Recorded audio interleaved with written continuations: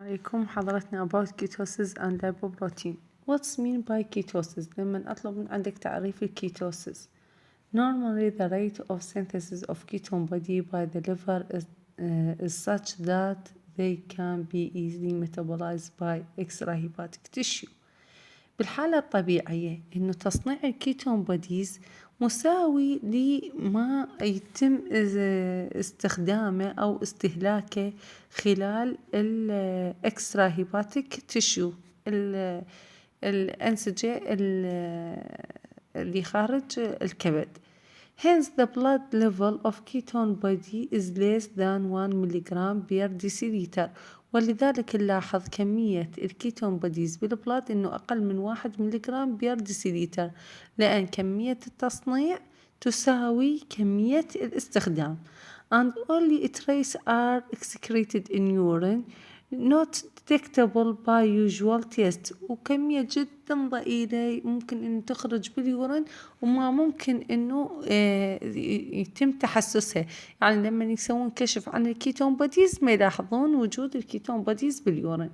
But when the rate of synthesis exceeds the ability of extrahepatic tissue to utilize them, this will be accumulation of ketone body in blood. لكن بحالة إنه التصنيع يكون أكثر من قابلية الإكسترا هيباتيك تيشيو من استخدام الإكسترا هيباتيك تيشيو، تصنيع الكيتون بوديز يكون أكثر من الاستخدام من قبل الإكسترا هيباتيك تيشيو. وبهذه الحالة راح نلاحظ إنه الكيتون بوديز accumulated in blood تتجمع بالدم. This lead to ketonemia, excretion in urine, كيتويوريا. فالكيتونيميا إنه ارتفاع الكيتون بوديز وظهورها باليورين يسموها كيتونيوريا. and smell of acetone in breath، يعني تشم رائحة الأسيتون بالنفس. all these three together constituent the condition known as ketosis. هذه الثلاث حالات اللي هي الكوتينيميا والكيتونيوريا والأسيتون بريث ان أبلاد بسبب زيادة تصنيع الكيتونز أكثر من استخدامه، كل هذه يسموها الكيتوسيس. What's the causes for ketosis؟ شنو اللي يعني يؤدي إلى زيادة إنه أو ظهور الكيتوسيس؟ إنه تصنيع الكيتون بودي أكثر من استخدامه. diabetes mellitus، مرض السكري. untreated diabetes mellitus is the most common cause for ketosis. إنه المريض السكري الغير معالج هو السبب الرئيسي في حدوث الكيتوسيس. even though glucose is in plenty, the deficiency of insulin cause accelerate lipolysis and more fatty acids are released into circulation. فإنه بسبب إنه الجلوكوز يكون موجود ونقصان بالإنسولين، هذه هي علامات مرض السكري. فالإنسولين نقصان الإنسولين راح يعجل باللايبولايسيس تحلل الدهون، وبالتالي من تتحلل الدهون ايش تنطيني؟ فاتي أسيد بالدم. Oxidation of these fatty acid increase the acetyl coenzyme A.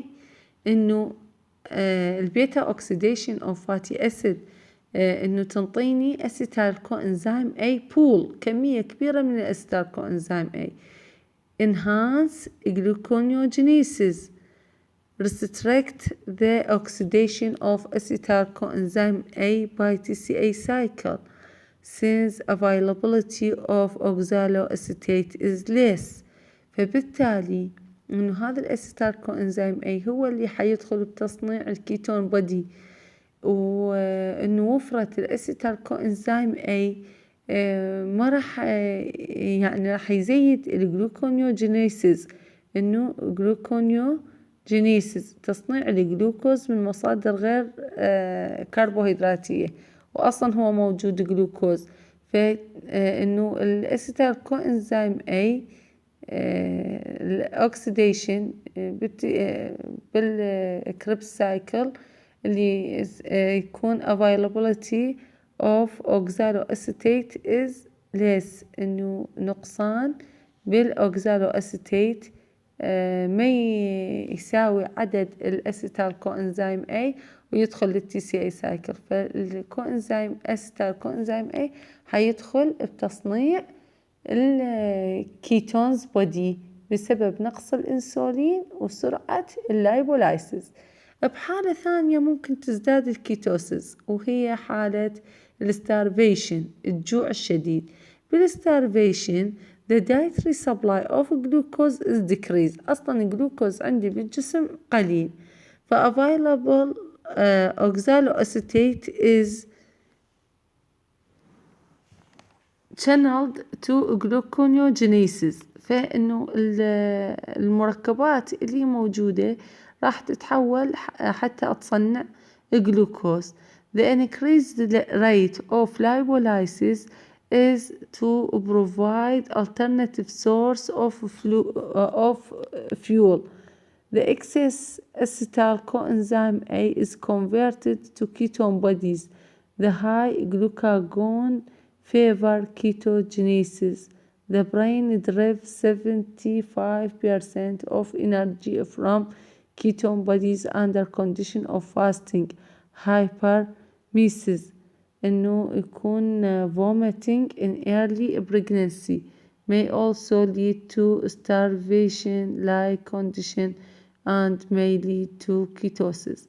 فعندي بحالة إنه الستارفيشن راح يكون نقصان بالجلوكوز، فراح تبدي مركبات أخرى تصنع الجلوكوز، فيتحلل اللايبولايسيس،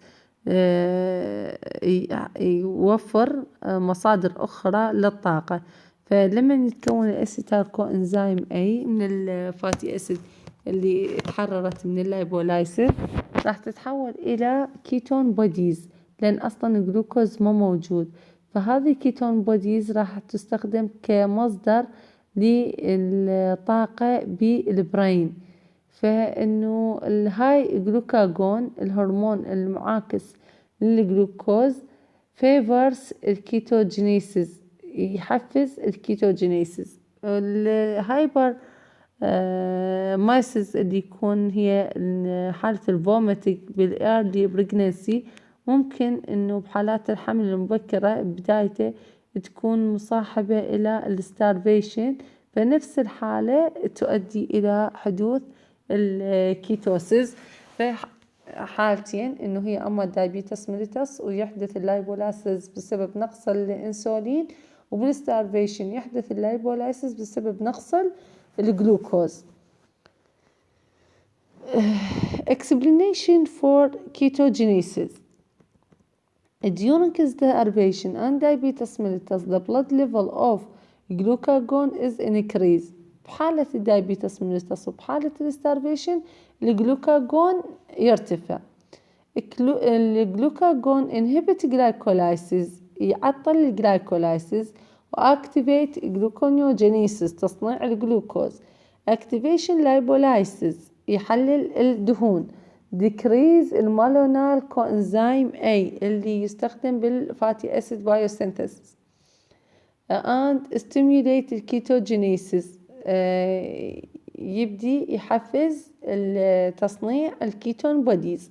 high glucagon insulin ratio is potentially ketogenic. فنسبة الجلوكاجون إلى الإنسولين إذا ارتفعت، يعني الجلوكاجون أكثر من الإنسولين، هذا يحفز الكيتوجينيك. الإنسولين شنو وضعه؟ الإنسولين has the opposite effect، التأثير المعاكس. it favor glycolysis، هو يشجع الجلايكولايسيس، تكسير أكسدة الجلوكوز. inhibit gluconeogenesis، يوقف تصنيع الجلوكوز من مصادر غير كربوهيدراتية. depress اللايبولايسيس، يثبط عملية تحلل الدهون. increase المالونال coenzyme A level and decrease الكيتوجينيسيس، وبالتالي إنه يقلل الكيتوجينيسيس. الشكل هذا بالأسفل إنه بالليفر يكون عندي أسيتال كوإنزيم A. الأسيتال كوإنزيم A يدخل بتصنيع الكيتون بوديز.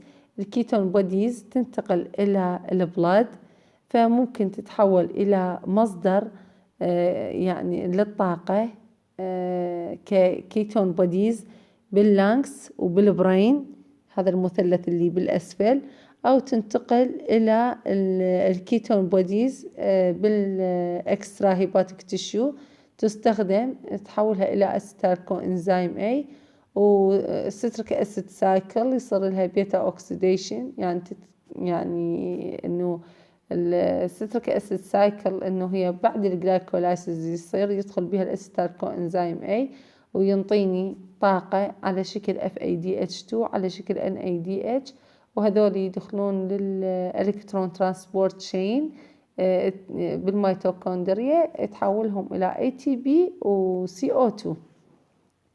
فهذا الفورميشن واليوتيلايزيشن of and excretion of ketone bodies.